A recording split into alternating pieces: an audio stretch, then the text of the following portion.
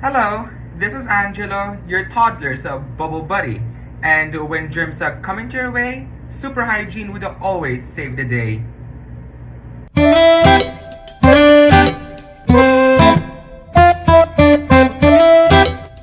So we all know that the parents just want the best for their children.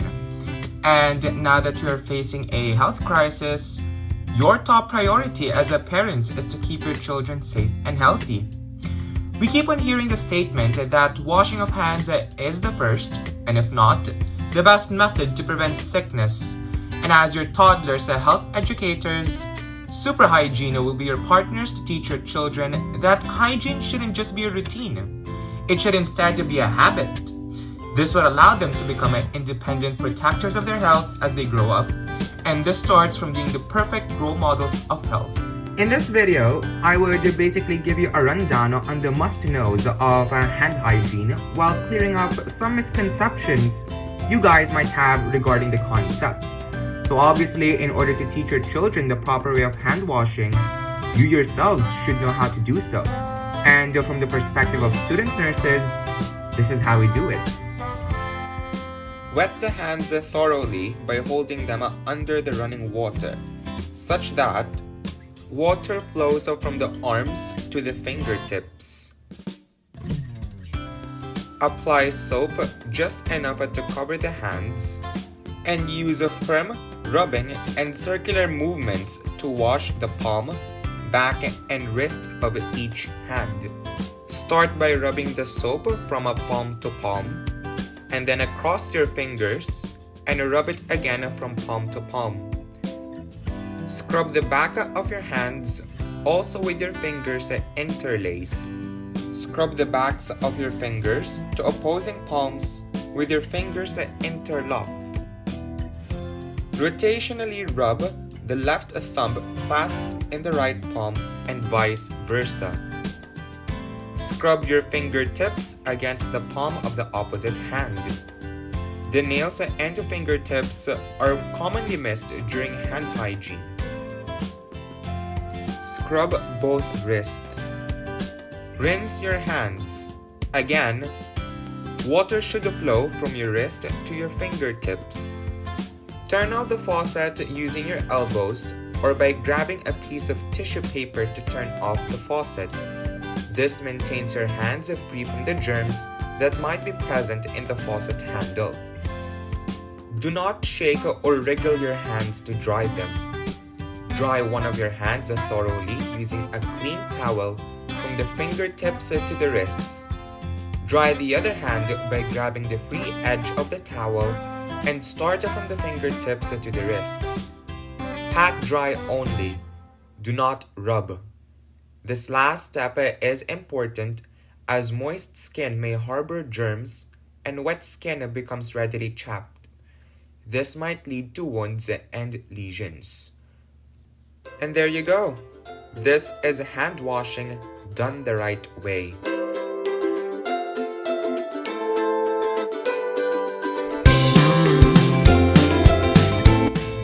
You might be wondering, how does a very foamy substance like soap ever have the capability to destroy the smallest bacteria and viruses within our fingertips? So here I have a very simple experiment, that basically demonstrates, how do these substances, how do soaps, destroy bacteria and viruses within our skin. So, first of all, bacteria and viruses have a protective covering. So they have this covering that protects them from their external environment or from their surroundings that is made up of a substance that is very similar to oil. So here I have, let's say a glass filled up with oil. So this oil, is very similar, to the protective covering, that surrounds these bacteria and viruses. Now, when, if you would notice, when I would, suppose put water, into this glass, you would notice that oil just separates from water. even if I shake it like this, okay, even if I shake it, or even if I would, like, let's say, stir it, okay, with anything, okay, you would see that the oil still separates from water. It does not mix. Oil and water do not mix. Now, what's the point? Okay, what's the point of, like, let's say, this demonstration? This is very similar, okay, to how bacteria and viruses react whenever we wash our hands without soap. Okay, so, okay, without soap, bacteria and viruses, due to this oily protective covering that surrounds them, they do not dissolve in water.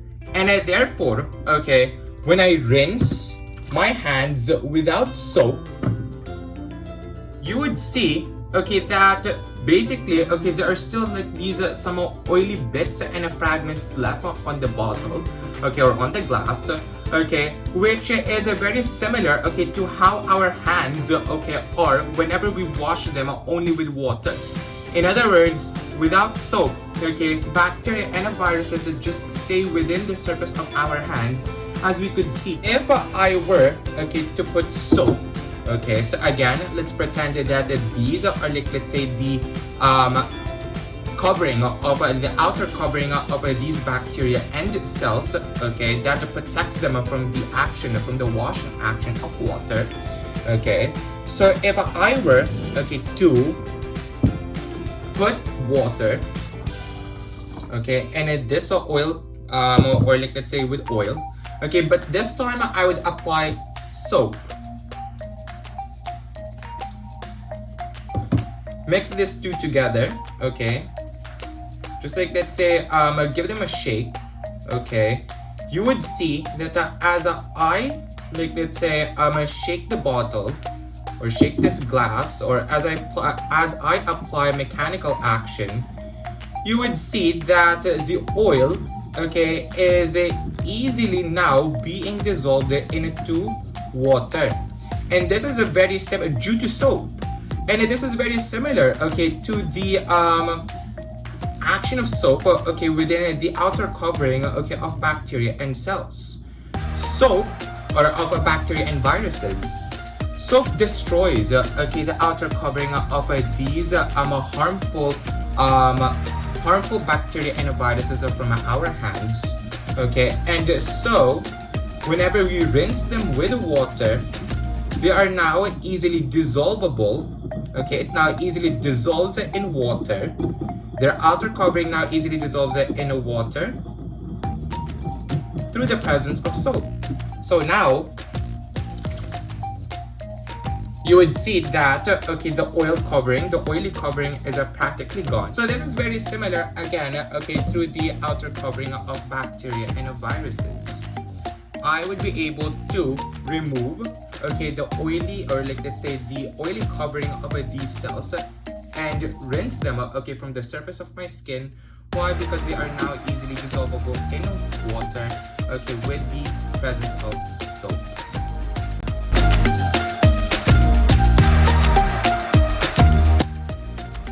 Ever since, even when I was young, there has always been this hype regarding everything that is antibacterial. TV commercials and advertisements endorse products that claim 99.9% removal of germs from our hands. But come to think of it, are these antibacs really more effective than plain soap? Well, the answer is not quite. Because first of all, there's not enough scientific data to back up the claim that antibac soaps are better than regular soaps. In fact, the added chemicals in antibacs might just remove the natural oils in our skin that could lead to irritation, as well as the normal healthy bacteria, which, believe it or not, protects your toddler's skin from those invading harmful bacteria. Okay, so mommies and daddies, I would like to introduce a word that best describes how any soap removes germs from our hands. And this word is called degerming. Unlike alcohols that disinfect, soaps degerm, meaning The act of scrubbing is the primary method of removing bacteria and viruses from our skin. The chemicals in soap only play a supporting role. So no matter what kind of soap you are using, it is the act of properly scrubbing your hands that removes these germs. Again, any soap will be enough to keep your hands clean as long as you are performing the proper hand washing technique. Also, the use of antibacs might make you skip or ignore the proper hand washing scrubbing technique. Because you might think that, okay, since I'm already using, like, let's say, these antibac soaps that have chemicals that remove these much germs, okay, like, let's say, on the surface of my hands, why bother spending 20 more seconds to properly scrub or to ensure that the surfaces of my hands are really, like, let's say, scrubbed out or scrubbed through? So please just remember, okay, that even if you are using antibacterial soaps, it is the act of scrubbing or the physical scrubbing of your hands, okay, is the one that removes germs from our skin. Also, another tip, please do not use detergents or liquid soaps to wash, especially your toddler's hands, because the very strong chemicals here, okay, might irritate your baby's very sensitive skin.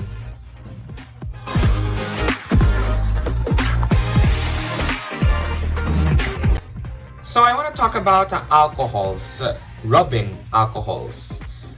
Again, alcohols and soaps have different actions of killing germs. So again, as I've said, soap is a de-germing agent, while alcohol is a disinfectant. So though alcohol is a strong chemical that kills many bacteria and viruses, it doesn't kill all that makes us sick, especially those that cause diarrhea. Also, excessive use of your rubbing alcohols may cause dryness and irritation to your toddler's very sensitive and underdeveloped skin that might lead to open wounds which can become infected. My advice, it is best to keep rubbing alcohols out of children's reach to prevent these toxic chemicals from ever being ingested by your babies. If you want to know who's the winner in the brawl between soaps and alcohols, for your toddler, the winner is soap.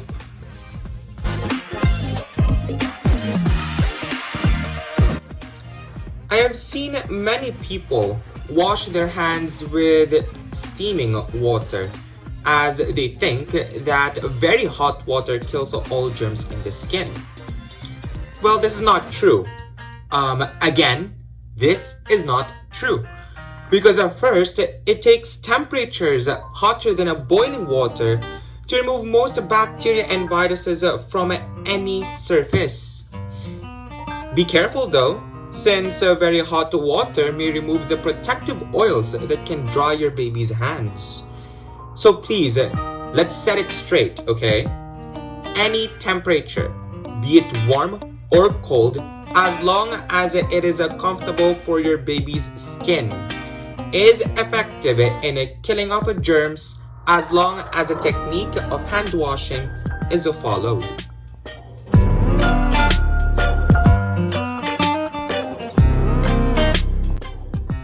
It is quite unfortunate to say this, but it's true. There are people with limited supplies of running water, and there will be times such as a calamity that might restrict us from freely accessing clean and usable water. However, I will show you a very easy and practical method that will allow you to maintain you and your toddler's health through hand washing, when every drop of water counts. This is a very easy method on how we can conserve running water whenever our source is hard to access or whenever water is limited. This is a DIY tippy faucet that releases water drop by drop, just enough to wash our hands. You would need a 1 to 2 liter water or soda plastic bottle. A bigger plastic bottle would also be better. a cutter or a scissor, and a thick lace or a rope. Invert the bottle and trim at least 2 inches or 4 to 5 centimeters of its bottom. You could follow the line that might already be present at the bottom of the bottle. Use that as your guide. You could use a cutter to make a uniform and a more even cut, but scissors will be okay too. Next, using the cutter or the scissors, pierce several holes into the bottle cap or make a hole in the shape of a cross. This is where water would come out drop by drop. Finally, make a hole to place the lace or the rope that we will use to hang our inverted faucet. Press the sides of the big hole we just created like so. Make a small hole by cutting it horizontally and at an angle to make a hole. Insert your rope and your lace, and there you go. Your DIY faucet is ready for use. Hang your bottle onto a very strong pillar or support and fill it up with water. As you can see, the water flows more slowly. It will be enough to wash your hands thoroughly. So let's be mindful of conserving water, shall we? Whenever we are washing our hands with running water, open the faucet just enough so that water will not be running through it vigorously. Research shows that at least 25.2 liters of water are wasted in a day due to hand washing. And come to think of it, that's enough water for one person to drink in a week.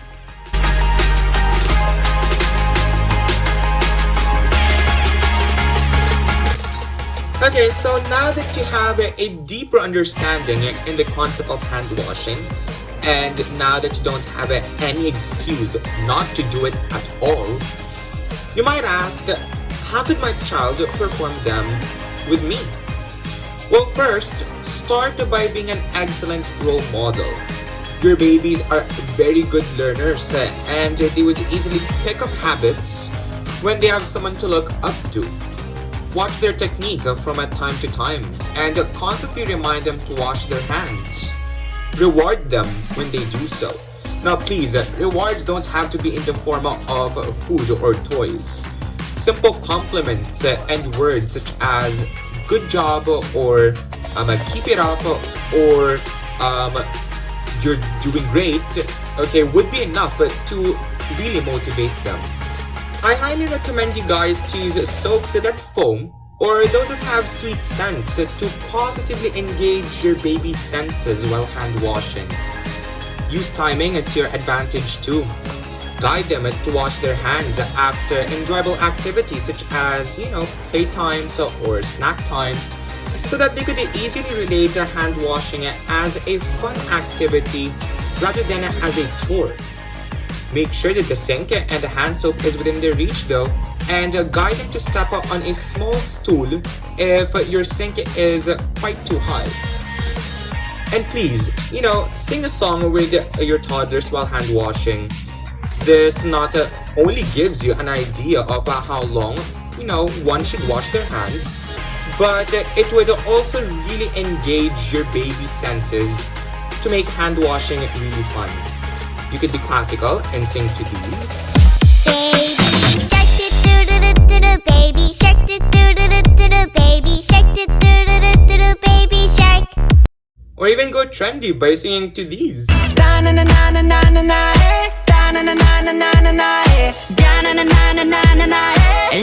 up, dynamite. And there you go. These are some of the tips that may hopefully allow you to teach your babies to wash their hands properly at an early age. Again, I am Angelo, your toddler's bubble buddy, and your partner towards teaching your children how to be clean and healthy. Thanks for watching.